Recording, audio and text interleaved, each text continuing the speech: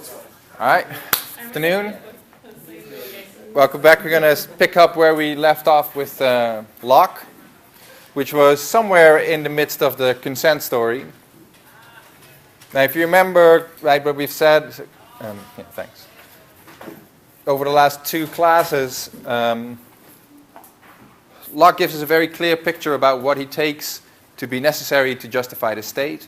He starts with a very compelling and explicit story about our natural freedom and equality, meaning we are naturally, so before we do anything, when we're born, say, or when you reach the age of consent, we are free and equal, meaning you can live your life as you see fit within the rights of others, like constrained by the rights of others. And any power you might have to bind others, others have to bind you, and so, we can't all be the boss of each other, so if we're going to be equally the boss of each other, not the boss of each other, the implication is no one is the boss of another. And so you're free and equal in that sense. Now, the state, government, Locke defines as whatever is, as an authority, whatever has the power to bind us, to tell us what to do, prescribe us laws that then change how morally, if the state is legitimate anyway, we can live our lives. A state which can punish us, a state which can constrain us, a state which can change our rights and obligations, these things. All things that are contrary or denials of your natural freedom and equality, and so there you have the problem, right? So how do we fit those two together into one life? Right? We have a state that's bossing us around, and we have a natural freedom and equality that says no bossing around, right? And so how can we square it? Well, Locke says you can square it by having these naturally free and equal people voluntarily, freely agree to have a boss. You can appoint them, you can appoint a boss, and if the people of a country turn out to have appointed their government, then there's no problem. And so it's a nice, simple, clear-cut theory, right? States are legitimate if and only if the people appointed their governments by their consent, and so illegitimate governments are the ones where the consent is absent. That's your theory right there. Right? Now, so we started unpacking it last time, and we saw Hobbes has a sort of a layered idea of consent, right? So there's founding consent, which is the consent by which civil society gets first formed, and we saw everybody who is going to be a member of society must agree to it. Then once we have civil society formed, then there's going to be majority rule in terms of how it's going to be governed, and then it might be democratically and so on. So we have these people, they start a civil society, they appoint a government, everything is going on nice and well, peace and prosperity are reigning, hooray. Now what, right? New kid is born. New kid comes to the age of consent, 18 years old. Free and equal person shows up, right? Now what? Does that person need to expressly consent? Well, if the answer is yes, then well, maybe the answer is yes, right? But then at least Locke is not doing what it seems that he's doing in the theory. In the theory, he seems to be saying that countries like the one in which we live, or the England of his time, could have legitimate governments. But if it means that every time a new person is born and reaches the age of consent, they need to expressly consent, well, most of us have never expressly consented. So it turns out that most of these governments are illegitimate by the theory. So Locke doesn't want that. He has a different answer, right? Express consent is possible at the beginning, but then after that, when these new people are born, or a new person shows up from another country, right? Tacit consent. There's a different kind of consent. They also agree. They also appoint the government as their trustee or as their ruler, but in a different way, not expressly, as in like, yes, I do, or I take a vow and I kneel, or whatever, right? Sign a contract. That's one way. That's express. Tacit means sort of implicitly in your actions without saying so. So that's this quote here, right? That's where we ended last time. So a tacit consent, how far anyone shall be looked on to have consented and thereby submitted to the government where he has made no expressions of it at all, right? Like you and me. Most of us probably have never actually agreed voluntarily, explicitly to obey the U.S. law, but you're beholden to it. Right? And so the tacit consent doctrine, the theory of tacit consent is, even though you never said so, you still agreed. Which is, at least in the beginning, in the back of your mind, alarm bells should go off, right? Because it sounds like yes means yes, but no also means yes, right? So which is a dangerous thing to think. But so, of course, Locke doesn't want to say quite that no also means, but nothing. So saying yes means yes, but saying nothing also means yes, right? So it's not quite as bad, but the question is how is it bad at all or not? It sounds dangerous anyway. Or at least it sounds dangerous for someone who starts a second treatise by saying freedom and equality, right? If you take that very seriously, you can't. This is risky business, right? All right. So, tacit consent. How do we give our tacit consent? Turns out pretty damn easy. So, every man that has possessions or enjoyment of any part of the dominions of any government does thereby give his tacit consent. This is far forth obliged to obedience to the laws of their government. So, everyone who has possessions or enjoyment of any part of the, so basically like you own a house, right? Maybe a car, maybe some clothes, right? You have to obey the law. At least during such enjoyment as you're under it, right? So as long as you're here and you own that house, you're agreeing thereby to obey the law. Whether this be his possession be of the land to him and his heirs forever, or lodging only for a week. So if you're a tourist, right, you go to Canada. Canada has some laws, right? You think, well, I don't have to obey them. I never agreed to them. Wrong, says Locke. You're in Canada, and thereby you agreeing to obey them. Maybe sounds a little better. Barely traveling freely on the highway, and in effect it reaches as far as just being within the territories of just being there is enough, right? So it started with like possession, then maybe lodging for a week, but in the end he says, all that is just sounding, that makes it sound, but actually just being there is enough. Right? All right. So that's the content of the tacit consent doctrine, right? Just by being within the territory of the government, you are agreeing to be subjected by them, to be subjected to them. You're agreeing that they might rule you, that they can tax you, that they can punish for you, that they can tell you what to do, and all these things. Right?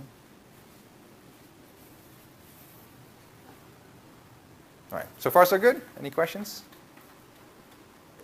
Okay. We talked a little bit about this at the end, like very briefly last time, but here's a question for you. How come the government has the right to do this? Right? Suppose in a state of nature I tell you, anyone who's here in North Carolina thereby consents to me governing over them. You wouldn't buy it probably, right? Or if you were puzzled, you might ask why exactly? Well, because you take possessions, you travel on the highways, you're within the territory. Therefore, you have to obey me. Any better? No, right? What would you ask if I told you this? How are you going to make me? Well, okay, but we're asking the moral question, right? I'm not saying I don't have to make you, because if you're a conscientious person, you'll see that you ought to obey me, right? Sorry? Who gave you permission? Who gave me permission? Yeah, right. So how did I get that right? What I'm doing is I'm telling you there is something in this world that if you're naturally free and equal, you're free to use. You can freely move from here to there, across from one side of North Carolina to the other, without asking anyone leave, right? Without having to depend upon anyone's wills. Those are the phrases. Now I'm saying, actually, not so. You have to depend on my will. You have to ask me. There's a condition attached to you being in North Carolina, and that condition is accepting my authority over you. Right?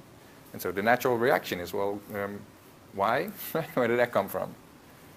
It better be something that these free and equal people have granted me, right?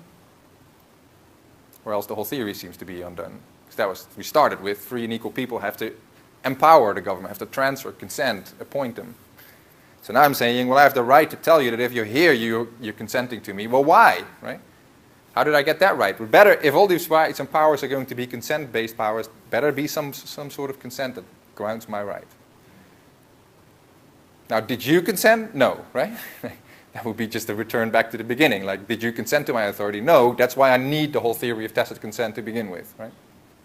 So we need some story that gets us to the point where the government can insist on this. Is that clear or not? Like, otherwise, he's pulling a fast one on us, right? If he doesn't have a story, he's pulling a fast one. So. Now, he does have a story, of course. So here's the story. So how does the state get this right? the right to treat mere presence as constituting consent. So we don't have that naturally, so you have to acquire it. How do you acquire it? And here are some sections that where Locke gives his answer. He, being just a person in a state of nature who consents, right? He may indeed annex such conditions to the land he enjoys as a subject of any commonwealth as may oblige his son to be of that community, if he will enjoy those possessions, which were his father's. Because that state being his father's property, he may dispose of it or settle it as he pleases.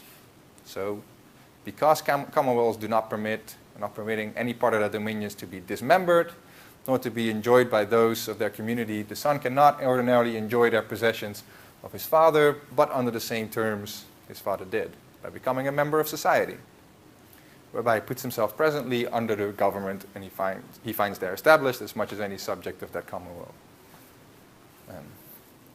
So, why is that so? Every man, when he first incorporates himself into the commonwealth, he, by uniting himself thereunto, so by uniting yourself to by consenting, the first time, right, when you start consenting, by giving your consent, you annex also and you submit to the community those possessions which you have or shall acquire. So when you consent to being governed, you don't just give your own freedom up to do as you please, you also submit your property to the authority. For it to be a direct contradiction for anyone to enter into the society with others for the securing and regulating of property and yet suppose his land not be subject. He basically said it would make no sense at all for people to join civil society because they want their property rights to be safer and then say, well, but the government has no say over my property. So that makes no sense. So you have to submit your property to the government. And now what you're doing, right, if you submit, you transfer your rights over property to the government to some extent. One of your rights is you can say, well, if my son inherits this property, he has to use it in such and such a way. You can say, if you want to own this property, you have to accept the authority of the state. Right? And that you give to the state, and so now the state has the right to demand your obedience. Okay. I saw some hands flying.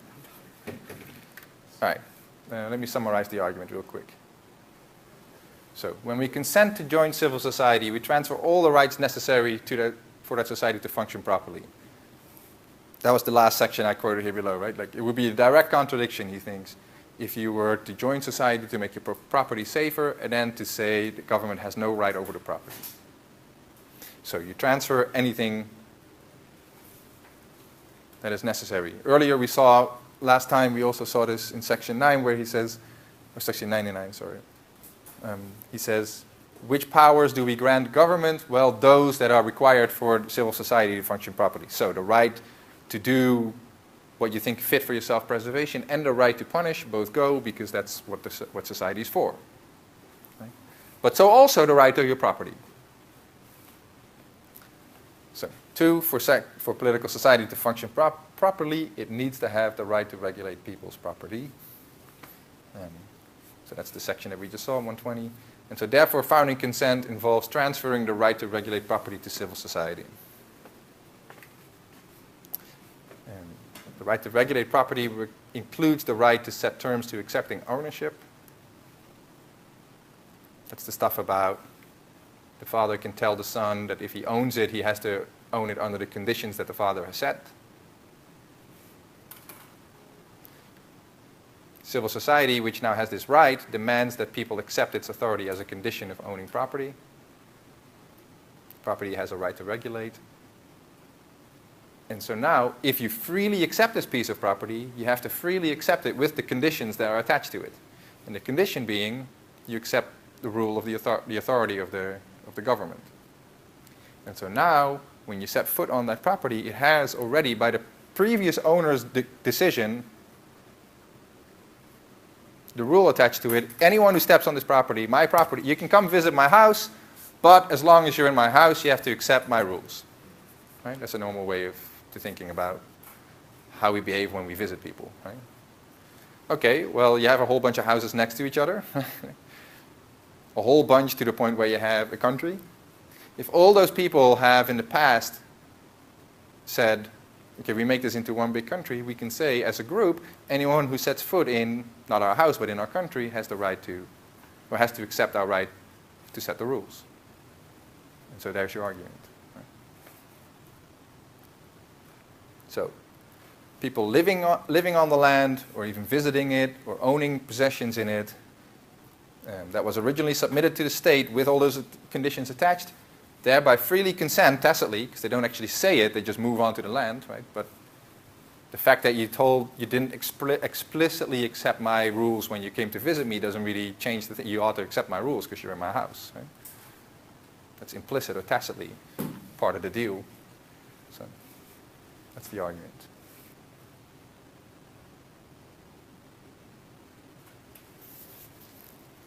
All right. Any questions about this?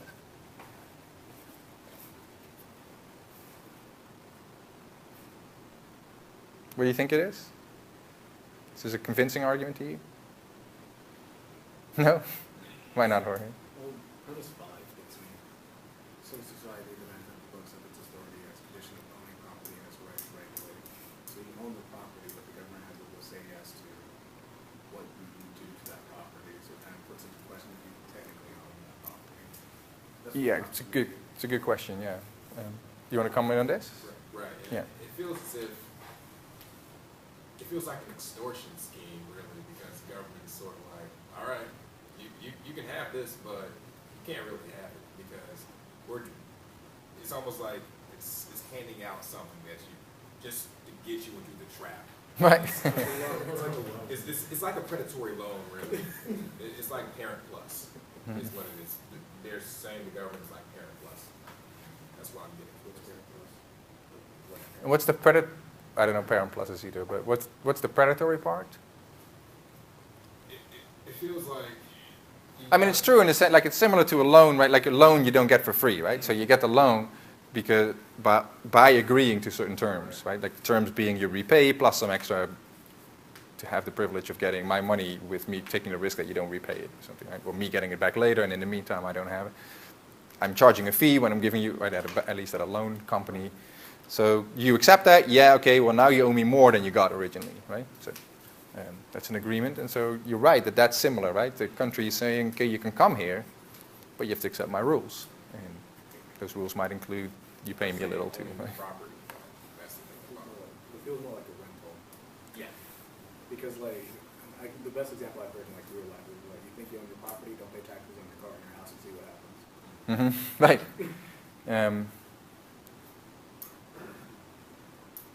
Yeah, that's interesting. Locke is very explicit later in the second treatise when he talks about the limits of authority.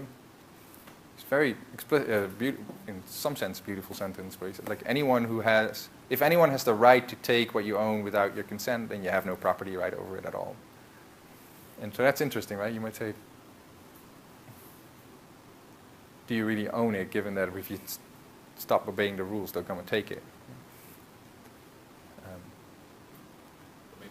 But of course, when you stop obeying the rules, you're breaking the terms by which you are supposedly come to own it, right? Like somebody attached a rule to it saying, if you're going to own this, you have to obey the rules. And so when you say, yeah, I'll own it, you're thereby binding yourself to it. Now, if you don't want to obey the rules, then you're trying to cheat, right? You're trying to have your cake and eat it as well, too. And so that's the... It also seems like there's no real kind of like legitimate exit strategy if you really want to like do something different. You're kind of stuck in the system. Yes, that's an excellent point. You mean, can you explain a little what you mean? Well, I mean, if you, I'm trying to think if a bunch of people in your neighborhood all of a sudden just decided like, hey, we want to be our own, make our own rules. There's no exiting out of that government contract in essence. Once you're in, there's no valid way out, except I know there's certain like legal precedent, like if all these people said it, but I don't really know. Yeah, so, okay, well, let's think this through, right? So the U.S. government tells you, like, you've consented to our authority, right? And you say, when exactly? Well, were you an express consenter? No, right? So, well, you're a tacit consenter. When exactly? Well, every day, right? Just by being here. And you're saying, well, where's my exit? Well, they say, well, just leave. Right? To where? Good, right? Yeah. Well, to where? Well, the whole world. Anywhere but here. What's your? Let's think this through. I'm trying to think of what countries would just allow you in without. Exactly. Right. Yeah, if you're stuck in the middle of that. Yeah, it's right. So You can form like a sea nation, perhaps. yeah, seasteading they call it, right? Yeah. Yeah, there are some extreme libertarian types who are just call it seasteading, who want to start these societies on drilling platforms. And so. I mean, it would. Anyway, that's not really an option right now, right? Now, of course, there is something we can say in defense of Locke here, which is, at his time at least, this might have been an option because there were, well, maybe not. He might have thought it was an option, probably wrongly so, because he thought there were these vast uninhabited parts of the world still. Well, they weren't exactly uninhabited, right? They were uninhabited after people got done killing the people who inhabited it. So, details, set that aside. Right, but anyway, if it were true that that all of Asia was uninhabited and unowned, then maybe there's a little more to it. Yeah, we'll get back to this in a little moment, but that's your point. You're pushing on the right point, right? Because if there is no alternative, then in what sense are you free and equal? Right? Because you can consent, so you can say, well, I'm against slavery because people are free and equal. But there's slaves around. Well, they accept to be slaves. Okay, so what choice do they have? Well, they can leave their slave owner. Okay, where can they go? Well, only to other slave owners, right? Doesn't do much to well, of course, maybe if they actually could leave and they chose, we could have a conversation. Maybe slavery is still too much, right? But we're having a deal. We're having a conversation, right? But if the only alternative they have is to move from one plantation to another, but plantations is always, then it's not. We're making a mockery of freedom, right? And so there is this worry here with Locke if the world really is governed exhaustively by states. I mean, You can leave is not really helping us to retain the freedom and equality that he says that we should. It would be in a state's interest to create like a pin inside of their balloon to be, you know what I mean? Like just like let's make a structure. Well, sure, yes, yeah, right. So it makes sense. But. Yeah, the foremost contemporary Lockean is a professor called John Simmons, who's at University of Virginia. He wrote in the book that we read a little section from about the state of nature. He says that the real implication of Locke's theory is that we should find a part of a territory in our world that is just left open for the true anarchist, where they can go. So, and you, sorry? Antarctica. Yeah, Antarctica might be. Well, there's some Russian control, there's some American control. Yeah, it's not quite open because it's you have these. There is jurisdiction there, at least to some. You can't do anything there. But the point is not taken. The main concern is that, like, although you can leave, like, our government, you can't go to a part of the world where there is exactly no government. That's one of the concerns, yeah. And then the idea it's a concern because if Locke is saying, by just being here, you're freely agreeing to be ruled by this government. The question is, well, how free is this agreement? Right? So if it's free in the sense that, well, you could say no, well, strictly speaking, that's true, but that was true for these slaves too, right? Strictly, they could say, I'm not going to be your slave by being someone else's slave. But of course, we mean a little more by freedom. We mean that freedom is also the alternative of not being a slave. Right? So if freedom here means also the alternative of not being ruled by the government at all, which for Locke explicitly it is, right? Then better there be some alternative to being governed by this state or that state or that state. Choose your master. Right? So that's the worry we're talking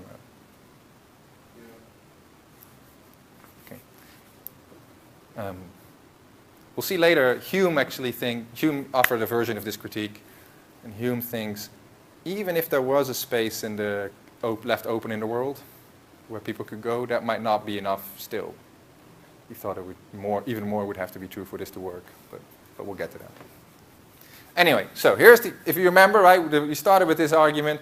Okay, there's some people who start with expressly consenting, then all of us show up, we don't do this. How come we are subject to legitimate authority instead of just a bunch of thugs, right? Locke says, well, tacitly you consent by just being here. Okay, how do they get the right? Here's how they get the right, right? People way back in history, when they expressly consented, they all submitted their property to the government. Thereby, the government has the right to set the terms of acceptance, like a loan or something, right? And by being here, we accept that. Now, maybe that works, maybe it doesn't, but that's the argument. For the record, I'll note, this is the standard interpretation of Locke's doctrine of tacit consent. I don't believe it's the correct reading, but I am the minority of one in the world who thinks this. So, anyway, one gets publications out of these type of stuff. But I think if you read carefully Locke, this might not be the story. But if you start doing it, the whole doctrine of tacit consent has this change from the standard reading. And so I'm giving you the standard reading, but I'm telling you that for the record, I think this is not the right reading. But don't go to like another professor and say, I know the right reading is this is false, because they'll think you've been taught by some hack. All right. Here's Hume's objection, right? This is from an article he wrote of the original contract, which is him criticizing social contract theory. Against the tacit consent doctrine, Hume says, should it be said that by living under the dominion of a prince, which one might leave, every individual has given a tacit consent to his authority and promised him obedience? Should it be said, right? Well, it's been said. He's talking about Locke. It may be answered, so here comes Locke. Are you ready? Well, that such an implied consent can only have place where a man imagines that the matter depends on his choice. So for your action to be this type of tacit consent, one thing that has to be true is that you have to at least believe, you have to know that this might be, that you're making a choice here. Right? But where he thinks, as all mankind do who are born under government, that by his birth he owes allegiance. He says, nobody believes this, that we're choosing this to do by being here. Like, no, but if we're giving a consent, we're completely unaware. Right? And usually, being completely unaware is an excusing condition. Right?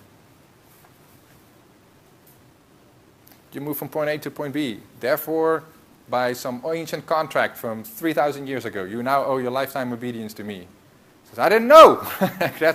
That's supposed to be an excuse, right? But not by Locke. So Hume says that's a problem, right? That undercuts the free, the voluntary part of Locke's theory. Right? So, but where he thinks that by his birth he owes allegiance to a certain prince of form of government, so by his birth, right, just by being born, that's what we think. It would be absurd to infer his consent, or a choice which expressly in his case he renounces and disdains. He thinks this is ridiculous. We have to be talked into this, Hume thinks. If we don't know it, then we're not really giving our consent. And then further on, he says, here comes this is even a more powerful objection. So can we seriously say that a poor peasant or artisan has a free choice to leave his country? So this will go against the Antarctica suggestion, right? Where you can always go to Antarctica and like be in like live there in a little tent by yourself. So well, can we really say that a poor peasant or an artisan has someone who's unemployed, right, has a free choice to leave the country? When he knows no foreign language or manners and lives from day to day by the small wages which he acquires, we may as well assert that a man remaining in a vessel freely consents to the dominion of his master, though he was carried on board while asleep and must leap into the ocean and perish the moment he leaves. I think. So that the alternative is, there is such a big cost to saying no, Hume says. This is basically like being coerced, right? When you're threatened. Right, we talked about The Godfather when we talked about Hobbes, right? An offer you can't refuse, right? This is an offer you can't refuse, says Hume. Of course, you can choose to be shot, right? It just really stinks when you're dead, right? But it's an option. Well, okay, it's an option, but the point is, it's an option that is really, really it's really, really costly for you. And so Hume says, yeah, well, this is really, really costly too. So Hume says it's not. This is bogus, right? People don't know it, and they better know what they're doing if this is going to count as consent. And even if they did know it, the alternative is so difficult for them to access that you can't really say that. But not taking the alternative, they're agreeing to you, and this is a big deal. So you better have some type of voluntariness, and that's a huge problem for Locke. If someone puts a gun to your side and says, give me your wallet, you're not consenting to giving your wallet. You're just submitting to the person because the authority is the gun. Right. And it's a survival tactic. So you can call it whatever you want, but you just can't call it consent. Right. So that's a version of what Hume is saying, right? So Hume is saying the government is basically doing that. They're saying you have two options. you can do something that really means uprooting your entire life. You might not have the money to do it. You might not know the language where you're going. You're like, this is really, it's quite a difficult, but potentially dangerous endeavor that you have to undertake. Or I got to tell you whatever you do, including give me your money. Right? Well, I'll call it taxes. Right. So maybe that's right. Maybe it is by birth or something. Well, Locke doesn't think so. Locke wants to say you freely accept this. And Hume says no, you're not. Right?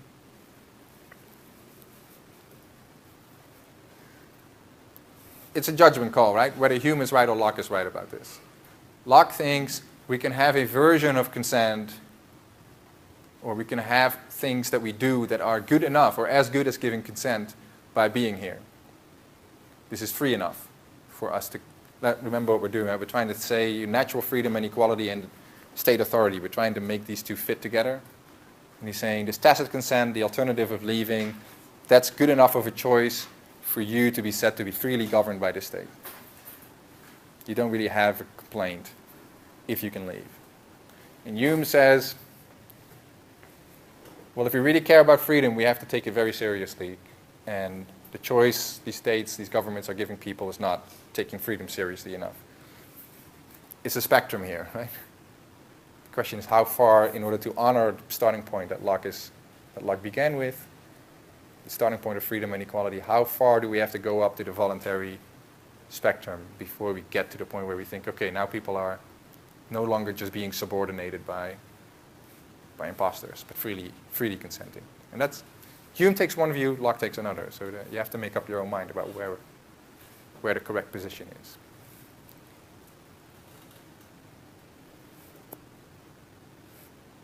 For the record, most contemporary Lockeans, like Simmons at UVA, they think Hume is right, and so they think, well, most people haven't, so express consent will do it, tacit consent will not, for these reasons.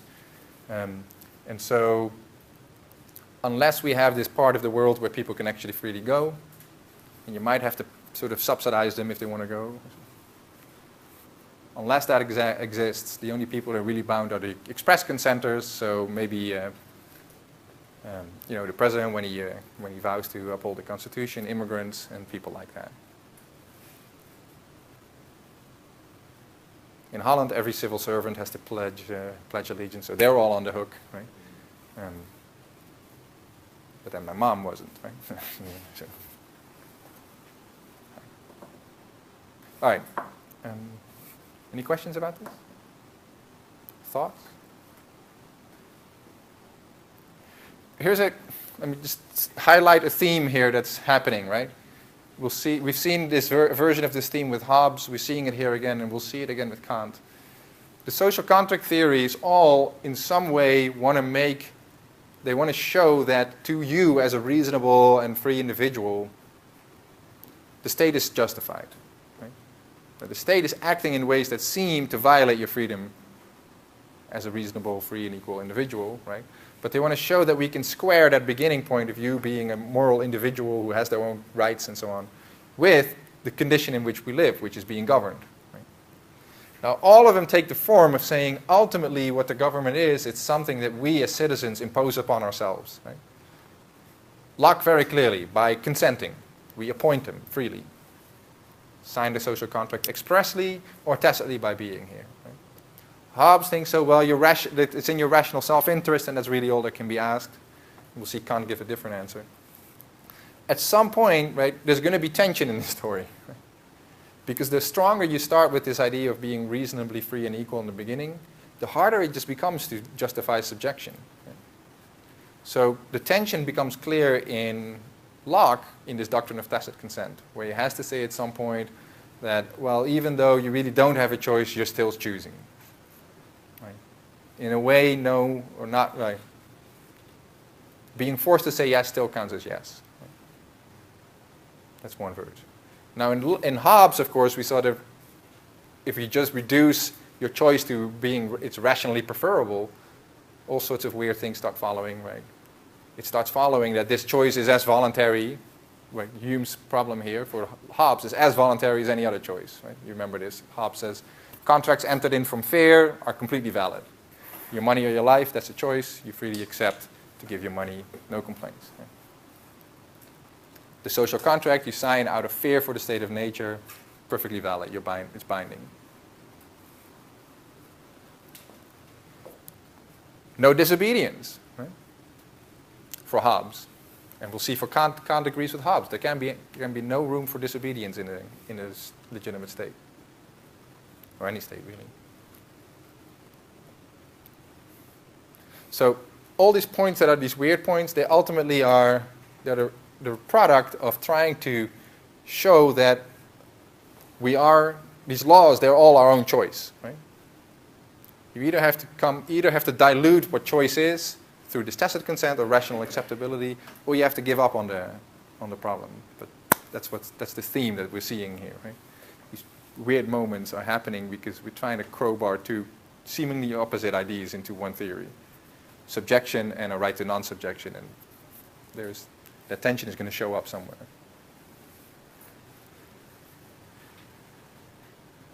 All right. That's to chew on. Anyone any thoughts about this or questions before I move on? Yeah, Cameron. Hume's is, what's his alternative? Yeah, he doesn't give a fully worked out alternative. What he says elsewhere in this, after the original contract, is he thinks consent is like a middleman. You can cut it out. He asks, why do you think promises are binding? And he basically gives a utilitarian theory. He says, well, promises are binding because sort of it's good for everybody. We'll all be much better off if we treat promises as binding. He says, well, okay, but why do you think the law is binding?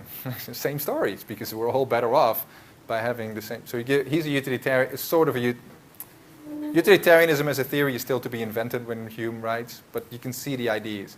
So he thinks this whole consent move is an unnecessary middleman, because the same argument why you might think that this consent is binding is the same. You can give that story about why the law is binding, and then you don't need to go this weird tacit express consent. It's all a detour in things.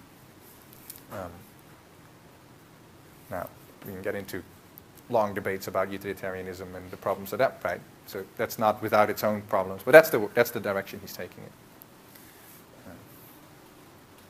Or at least seems to be taking it, because you have to infer it from a couple of passages. Anyone else? All right. Then we'll go to what we were supposed to do today, which is the stuff on tyranny and resistance. I was talking before the class with Jorge about liking Locke. I like Locke. Sue me. Jorge doesn't like Locke so much. That's okay. I like Locke. One reason I was telling him the reason I like Locke is because he doesn't get seduced by the theory at any point. Right? Maybe the tacit consent is him being seduced by the theory a little, but he doesn't get seduced by the theory in the same way that Hobbes, and we'll see with Kant, gets, where he accepts these seemingly crazy or outlandish conclusions just because the theory forces him in that direction. Right? Hobbes says, like, they're a gun to your head, your money, your life, you give over your money. That's a perfectly binding agreement. Like, well, at this point you have to start rethinking the theory, right? Like, that's not. But no, that's the theory goes there, you go there. Right? And so with Locke, one of the nice things is he has a couple of sort of common sense commitments that he starts with and that he states very, very clearly throughout the second treatise. And it's kind of glorious. He says, like, here are some truths, and you don't get them very much clearer than with him. Now, one of the positions, this is controversial, you might disagree with me, many people disagree with me, but one of the points where you see this, to me anyway, is this stuff on resistance. When he starts talking about tyranny and the dissolution of governments, he's very clear about the right of the people to resist their rulers.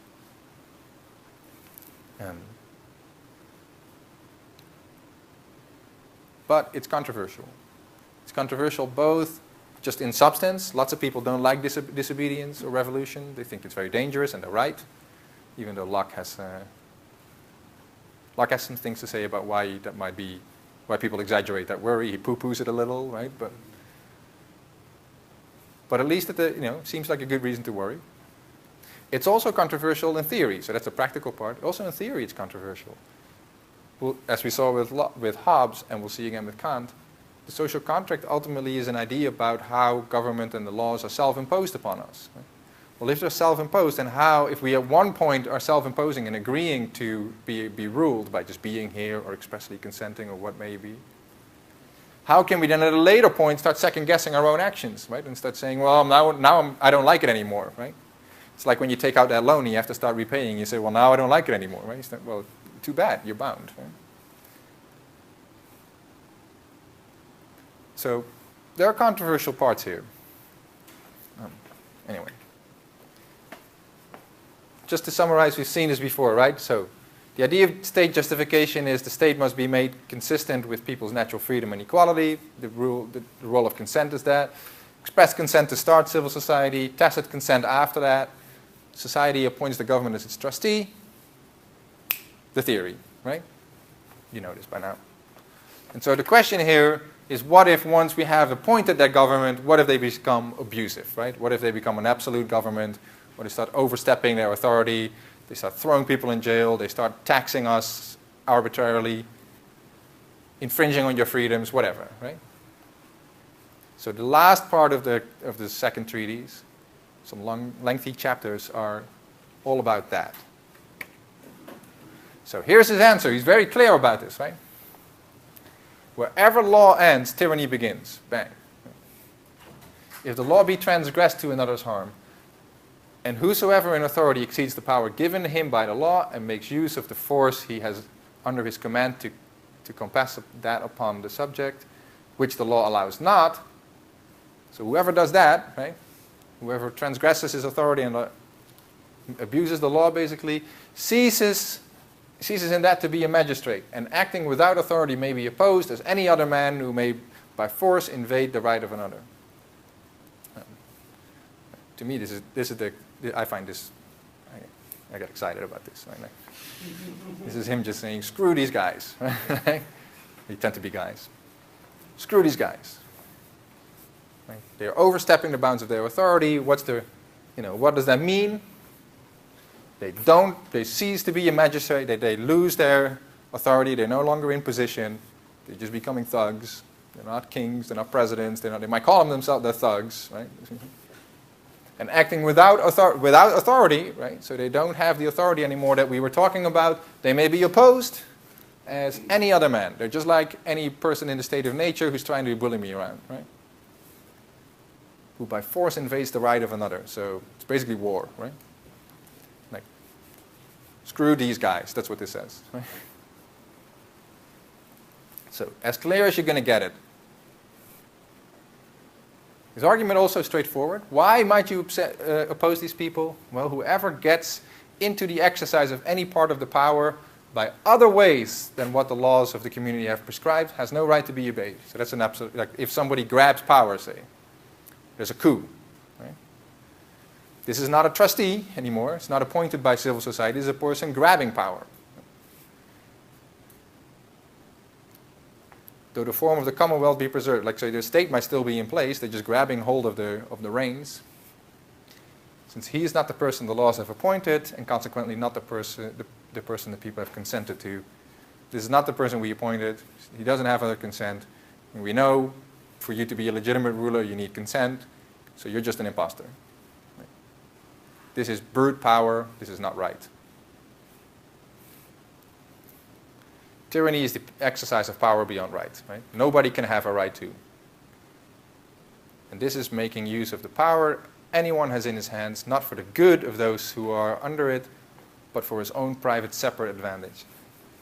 Locke makes a nice distinction here between sort of the public or the common good, which is what the government is there for, where we appoint them, make sure that we can live, all of us live together peacefully and prosperously in enjoyment of our rights. And now we have these people who were supposed to be appointed to protect that, the public stuff, and they're using that public power for their private gain. Right? They go outside of the bounds of their power, public good, the common good, for their own private gain, and this is tyranny, right? This is rule beyond law. So there's an argument here, right?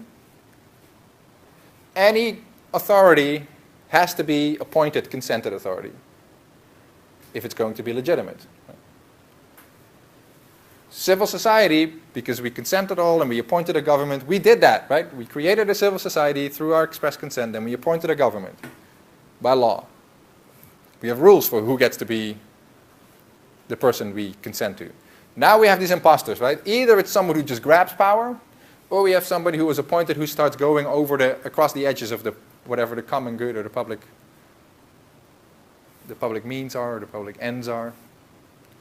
And so this is just a person using whatever power they can get for their own private goals. And that's just like when somebody in the state of nature is trying to, like, they don't have your consent, they don't have any right to do so.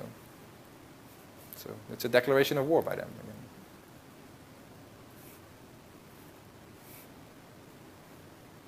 Right. So far, so good? Anyone, is this clear so far? Yeah, Cameron. I guess another way to pop it has been interpreted, Martin King made it unjust law is not a law at all. Yeah, that's interesting. I'm not sure, I don't remember anymore. I remember reading this once, what Locke thinks about law.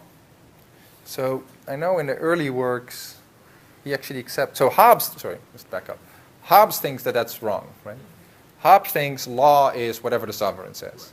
And you can't have these independent ideas about justice to judge whether it's law in the first place. And so that view, he thinks, that's the seed of revolution, right, and civil war. Because everyone has their view about what justice is. And so if unjust law is no law at all, now everyone has their view about what law is, and law was supposed to help us overcome our disagreements, and now problem, right? Locke also seems to take Hobbes' view that the law is whatever the superior power says. But then he also, if I remember it correctly, I'm not sure anymore, but he also seems to say that the superior power is God, and so that's limited by the law of nature then. So yeah, that might be it. Set aside Locke scholarship for now. Did you? Well, I mean, I think when the sovereign acts contrary to the laws of nature, he's violating the contract. And so, I mean, I think there is an ambiguity in law in the kind of positive sense and natural law. But Right. the thing that's governing is that the sovereign violates the law of nature. Right. He's violating the contract and obligation. Yeah, he accepts the command theory of law. The law is basically whatever the superior power says, in part because that's how his theory of a law of nature works, right? It's the way that God has willed the world to work, right? So including gravity and stuff like that, right? So yeah, it's not clear if that carries out all the way down here. Well, we can set that aside for now. Whatever your theory of law is, whether it's not a law at all, or it really is the law, even if it really is the law, and MLK was wrong, Locke says, well, it's a law, but it's not a law that you have any reason to obey. Which I think was the spirit of the point that Martin King was saying. Even if he Maybe. didn't actually say that, it's a little bit snappy to say. Yeah, it makes for better protesting, that's for sure. Very cool. Yeah. Although it goes back to Aquinas and before him Augustine, right? So who literally meant it's lacking its legal nature. So there's a long tradition in the philosophy of law that thinks that one of the existence conditions of a law is morality. So that for something to be an actual civil law, it has to be morally right. One implication of this is the way you stated it earlier, it sounded like consent was necessary and sufficient to justify obedience, but it turns out it's really only necessary. If you take the natural law view? If you take the positives, because it's still law, but if the sovereign oversteps his bounds, it's law, but you no longer have an obligation to obey it. Oh, right, good. So, Yeah, that's sure. not sufficient. Right. Yeah, it depends if you can build the qualification into the obligation, right? In which case it would be sufficient, but whatever. That Yeah. ambiguity of law makes that very Yeah. tricky. I'm sure that you don't know what that's about, but anyway. This is a boring. How do you write down the formula talk? Yeah, but you make a good point. All right, so the basic point remains the same, right? Whatever authority they have and whatever obligation we have it has a scope restriction in there. Right? Whether it's just at the point of how far the law really is a law, or whether it's in our obligation to obey the law, whatever it may be. Right? There's a scope restriction, and the restriction is the content of your consent. So think about it like this. I might empower a banker to invest my money in my retirement account or something, right? Or like a retirement advisor or something. Sign a form, right? So hereby you get the right to change my money around in accounts. That's not it. Not everyone has that, right? In a state of nature, nobody has that right. In civil society, nobody has that right until I grant them that freely. Right? So consent, right? They have a power to tell me how to invest my money. In fact, they'll just do it for me. Right? Okay, fine. Now he writes me a letter, right? And he says, I want you to divorce your wife. Heck no, right? Why? That's not what the consent was about. The consent was about money, and now you're talking about my personal life. It's two different things. It was never part of the original agreement. Same thing here, right? Locke says. Locke says you empower the government through your express or your tacit consent up to a point. There's a limit to it. It's more than just your investments, right? It's a lot more, but it's not everything. And when they start going too far, it's the same thing. The whole thing starts crumbling.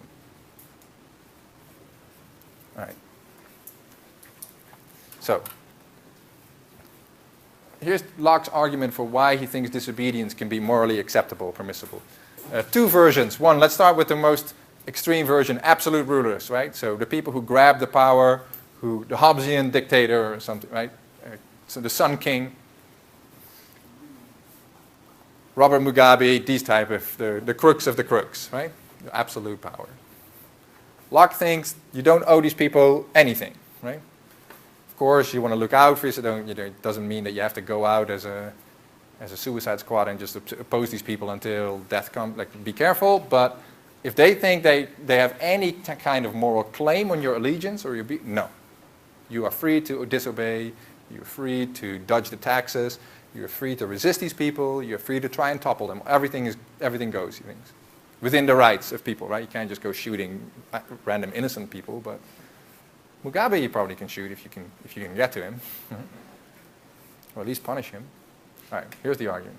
So we started with the thing that I just said. No one can have legitimate authority except by the consent of others. Right? You have to be empowered to tell people what to do. Now, tyranny and absolute government, he thinks, are even worse than a state of nature. If you remember, we said this a couple classes ago. This is from section 13. This is him going against Hobbes or just absolutism in general. He says, I desire to know what kind of government that is and how much better it is. This is absolute government, right? Than the state of nature, where one man commanding a multitude has the liberty to be judge in his own case, and may do to all his subjects whatever he pleases, without the least liberty to anyone to question or control those who execute his pleasure, and in whatsoever he does, whether led by reason, mistake, or passion, must be submitted to. Much better it is in the state of nature, where men are not just bound to submit to the unjust will of a... Right, he says, look, people, the state of nature is terrible because we're judge in our own case, right? He says, well, the state is much better, says, Hobbes, and the absolutist tells us. But he says, well, wait a minute, what kind of state is that going to be when we have a person who is still judge in his own case because he's an absolute ruler, except now he also has a multitude of men that he can at his disposal, right? And this is way more dangerous. So, absolute rule stinks, right? A much horrible situation, worse than a state of nature. Well, if it is worse than a state of nature, then no one can rationally consent to absolute rule in order to leave the state of nature, because that would be choosing something worse to replace something better, and that's irrational, right? It's irrational to take less than more if you can get more. You have $10, how about I give you $5 for your $10? Trade? No, of course not, right? Like, why would you do that? It's irrational.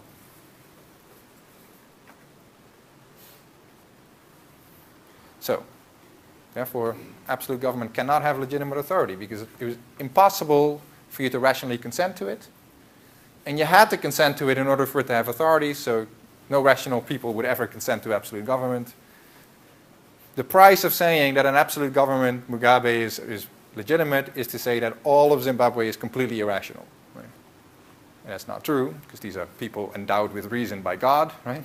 Or just naturally reasonable people, because they're normal people like you and me. So, cannot be true. You only have an obligation to obey the authority if it is legitimate, and so therefore you have no obligation. So any absolute ruler you can disobey.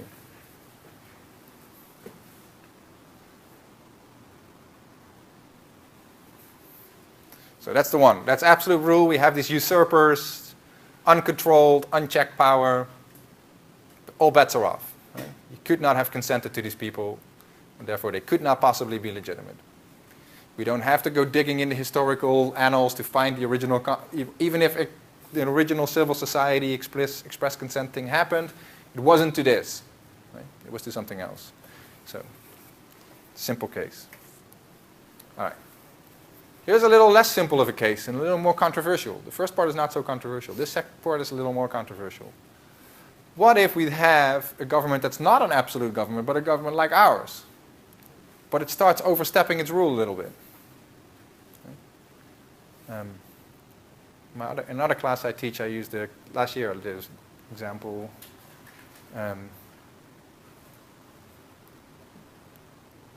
Assume for the moment that this works. Right? You're going to have to make some assumptions, but let's go with this one. When the U.S. intervened in Libya, this is in, I believe, 2006. I'm not sure. Was it later? No, it was later than that, right? I don't know. Anyway, like 6 years ago or something? 4 years ago, maybe? Do you know? 3 years. Time flies when you're having fun. Anyway, the U.S. intervened in Libya to throw out Gaddafi. By all accounts, the operation was illegal. It violated the War Powers Act. The executive power, so the president can unilaterally decide to go to war, but has to have consent from Congress within 100 days. Vastly longer than 100 days. Consent was never forthcoming. It was illegal. Still happened. Now, maybe you don't like the law or whatever. Forget about the details, right? The government is overstepping. That's the example. What now, right? Let's say for a moment that the doctrine of tacit consent and stuff works and the U.S. is a legitimate government. They overstep. They tell you, pay me some money. I need money for war, right?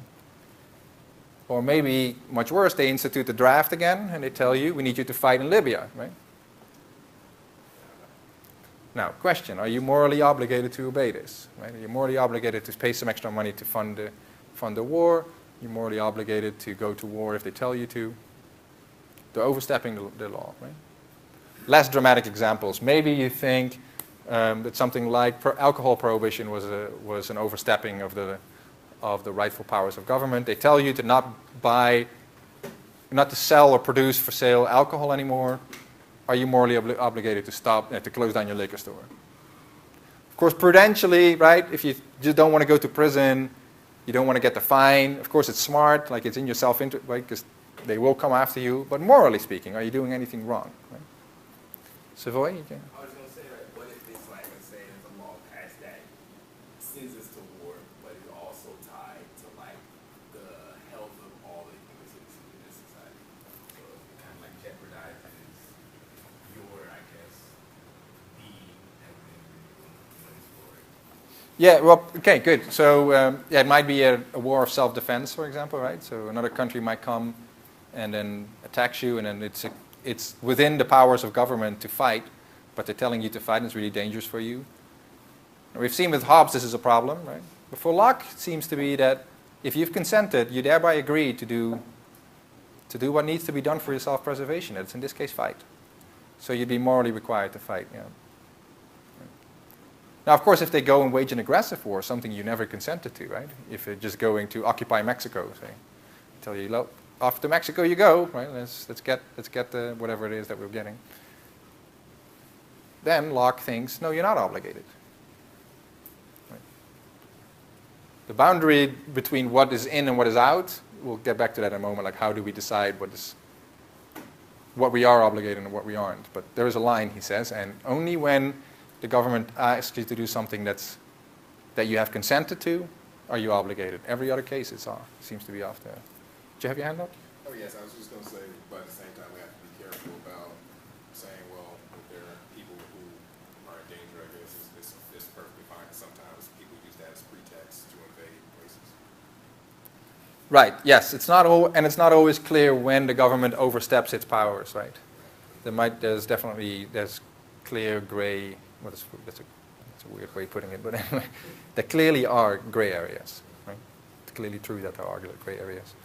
And difficult cases. Sometimes, but anyway.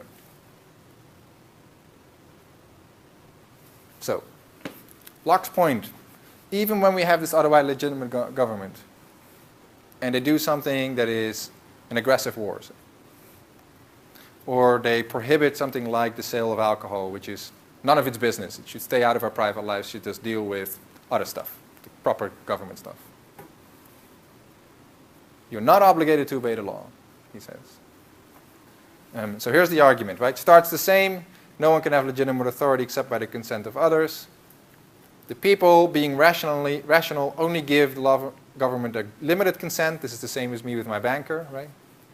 And that's limited to whatever is necessary for the state to perform its proper functions, right? So if you remember, that's the argument about how come the state has the right to tell you how to protect yourself, and how come the state has the right to punish. How come the state has the right to regulate property? It's the same argument again, right? By consenting, being rational, you cannot, without contradiction, give up all the powers that are necessary. So you give to the state whatever power it needs to do its job, and its job is fix the state of nature, right?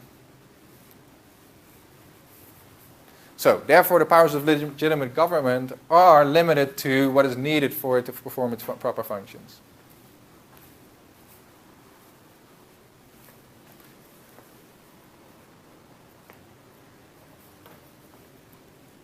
I'll cop to one thing. I say the people being rational only give their consent, right? So I'm saying like they don't give their consent except the minimum, right? What's needed for the government to do its job. I believe, myself, when I read the second treatise, this is a faithful interpretation of what Locke is doing.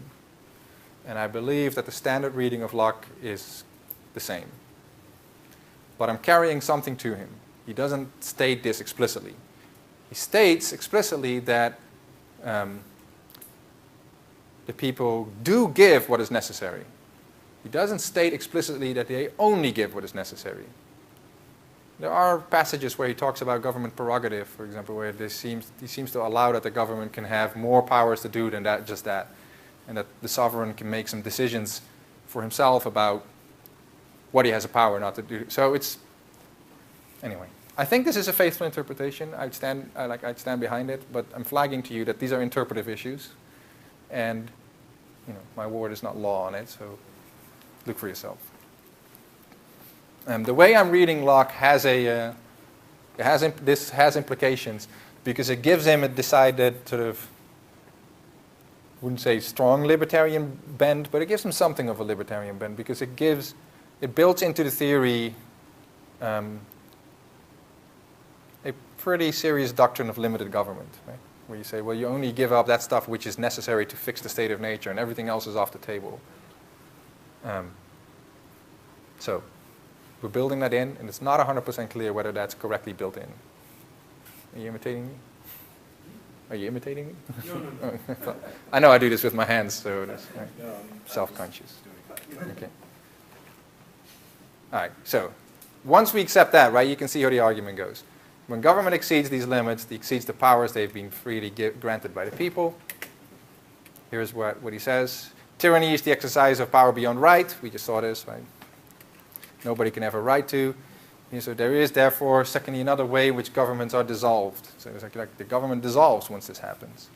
That is, when the legislative or the prince or either of them act contrary to their trust. Right? They do the opposite of what they're supposed to be doing, which is stay within their limits and do the job. They start doing other stuff that undercuts it. Act for their private gain instead of the public gain. First, the legislative against the trust reposed in them when they endeavor to invade the property of the state. They start taxing you more than you gave them consent to. They start stealing your stuff, right? And to make themselves or any part of the community masters arbitrary disposers of their lives, liberties, and fortune. By the way, if you want to read like controversial sentences, this is controversial stuff. Right? Locke is saying, as soon as they tax you more than you think you've given your consent to, the government dissolved. They lose their authority. You can see how Hobbes Hobbes is spinning in his grave like a little fan, right? He's like, geez, everyone thinks. Like we saw in Hobbes, even Hobbes explicitly says this, right? Like anytime the tax man comes, he says people always believe that they've been taxed too much, and it's only when the punishment comes around the corner that they say, okay, maybe not. Right? Ultimately, if you could dodge your taxes at the end of the year, you probably would, because you think, well, a little less, they're doing all these things that I don't like anyway, and yada yada, right? We can rationalize this all we want.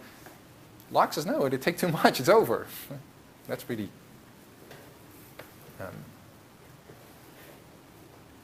it's not just me that's carrying the libertarian bend into Locke, right? It's there, definitely.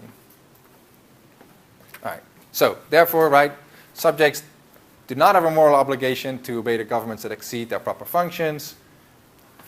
And that's your point there. If they exceed anything that exceeds the rightful authority, you're off the hook. Possibly any time they overstep their the rightful authority, at least when it comes to property, the government dissolves, right? It's just game over. So,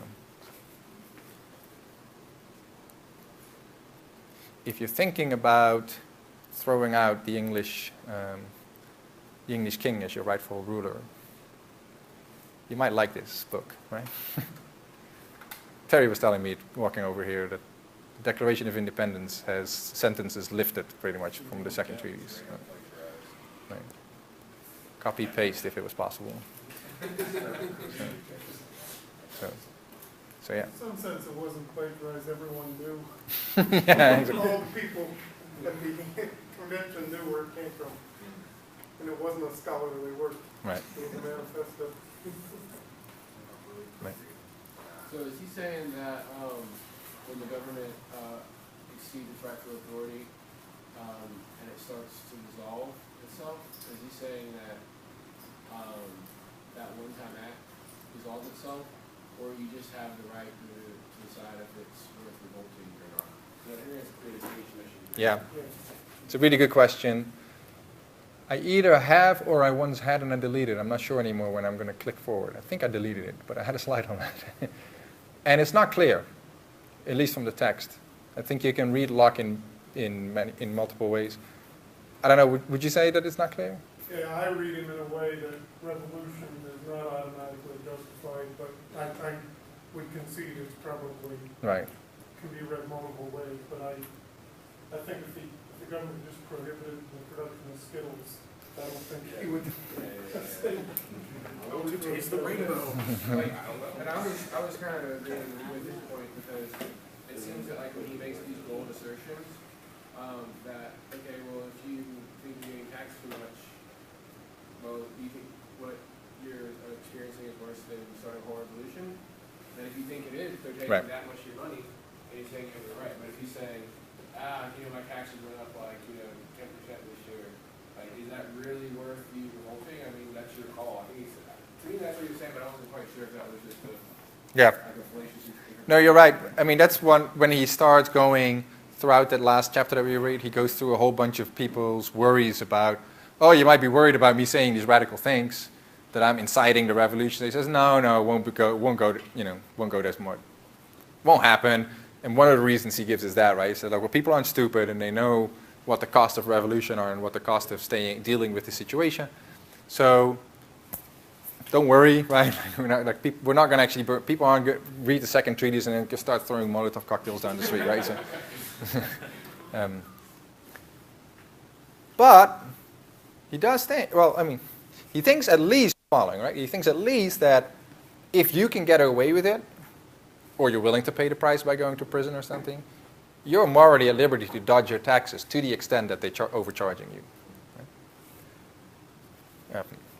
And with other laws too, right? If they tell you no longer any white shirts, well, if you want to run the risk or something, right? Then at least morally speaking, there's nothing wrong with what you're doing, despite this authority telling you otherwise. And perhaps more radically, and that's not quite clear in Locke, but at least this passage he's suggesting it might just mean that once they do that, all of its authority becomes is called into question. That's of course really bad. That's a if he writes. I mean, this passage might just make it seem that way. It's very unlikely that he would mean that because it's nearly impossible for any government to ever do it. And it doesn't fit well at all with his prerogative chapter that I was mentioning, right? So the prerogative chapter he's saying that the government, he thinks, quite a lot of authority to decide what it's going to do and what falls within the limits of your consent. And that's very hard to square with the idea that as soon as you overstep it once, it's game over, right? Because now we're never going to make this work. Unless that one time is that bad, obviously. Right. So I think what he really means here is if they really start like disappropriating you get this Mugabe stuff, right, where you have parts of the capital in Zimbabwe vote against him. The day after the election, the bulldozers come in and they just flatten the whole row of houses. Right? He did that stuff. Okay, now it's game over, right? We don't have to look at the other parts of the law. Oh, but he gives us such great health care. He doesn't, but let's say, right, like no, right? No, it's over. Right? So I think that's probably the right interpretation. Now, when is too much, right? Very difficult question, because now if not... The working party to decide, right? Yes, right, I think so. We'll get to that. He says, ultimately, who's going to be judged? Well, you are, right? And I am, and everybody is. So. I was just going to say, so he likely, if we raise the top tax bracket 4 percentage points, he would not think this is cause for revolution. More likely not, considering that he did like the idea of some form of government. Right. Yeah, he says, though, that it has to happen with the consent of the people, which he probably means to his representatives. So back in the day, this probably meant, like, they had these parliaments that were appointed by the property holders in society. So this represented a subset of society, and they would have to be, anytime a new tax was imposed, they had to be called by the sovereign and then get the permission of the, so he thought there should be checks, at least in his system, to the raising of taxes. Come up with whatever the correct analogy would be today.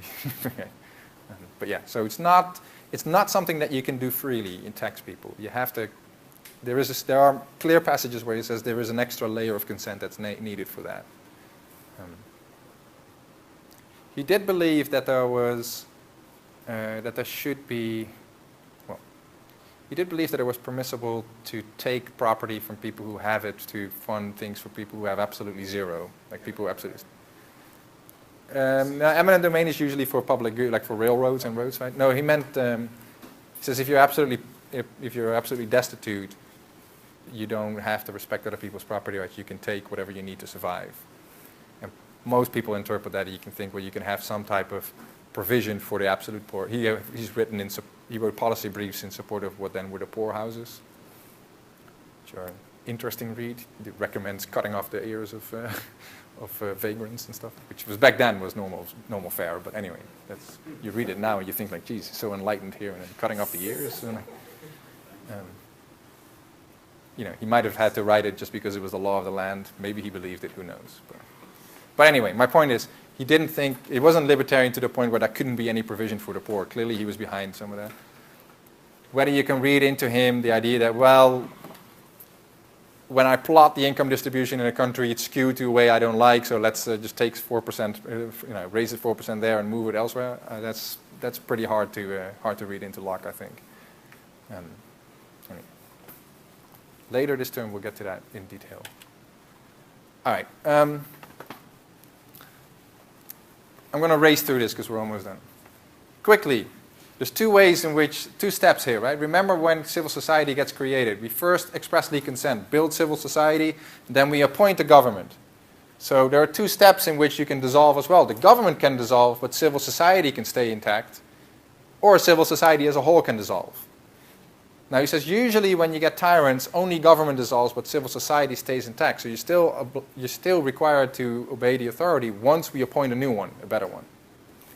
Sometimes the whole society can be dissolved. That's when a foreign ruler comes in. He says, well, that's so bad, then it's everyone's for themselves, everyone for themselves. Right? So just that's the foreign conquest passage. You can read this on campus. But keep in mind there's these 2 steps. There's society staying intact and just throwing out the abusive ruler. And sometimes when you get this foreign occupation, it's all back to the state of nature. So, yeah, here's the thing that you were talking about. Like, is it just when it oversteps it, or is it anything goes? Whatever. You can read this. Here's the thing that I wanted to talk about, one last thing. Locke talks about a couple of objections. One was, will this be chaos? And we've talked a little bit about this already. I asked you in the reading questions to look up the reasons that he gives. But here's the word, like the one that really gets to the heart, at least for the social contract theory. Right? Who is to be the judge? So he feels this coming, right? He sees this coming, that this is the worry, and he says, okay, well, so if we say that there is an authority who does stuff and there's limits to him and sometimes oversteps, who gets to decide whether the authority oversteps it? And he says, you do. Right? Now, this is horrible to Hobbes, right? And we'll see to Kant as well. This is horrible because ultimately the whole idea that you get to be judged, that's the state of nature and all its problems. Right? Because when we get to judge, we judge partially to ourselves, to our friends, and we overreact when it happens to our enemies and the people we hate. Right? So the tax man comes, you're very likely to think it's too much, no matter how much they charge you. Right? They raise it 4%, doesn't matter what the original rate was, you're going to be pissed. Right? Costing you money. So this is not a good idea. Right? Yet Locke thinks, no, you have to be judged. Knowing that this is inconvenient. Right? So, just giving this for you to chew on, whether this is good enough of an answer, right? So to this I reply, the people shall be judged. For who shall be judged whether his trustee or deputy acts well and according to the trust reposed in him, but he who deputes him, I don't know if that was a verb, but anyway, and must by having disputed him have still the power to discard him when he fails his trust. So he says, well, who else could it be? Right? There's only two alternatives here, it seems Locke is saying. Either is blind obedience all the freaking time, and that's contrary to the idea that we are appointing a trustee. Well, if that's not, then you as the trustor get to judge when the trustee goes too far. Now he says that's not the end of it, right? The end of it is God in heaven, right? He says that, still says, well, ultimately do know when you start judging that the tax is too high, there will be a day of judgment, and He holds all the accounts, right? So you will be held to account. All right, we'll leave you on that high note. I know we went fast. If you want, next time we can start with questions about this if you have them. Otherwise, Kant next time. So, have a good Tuesday.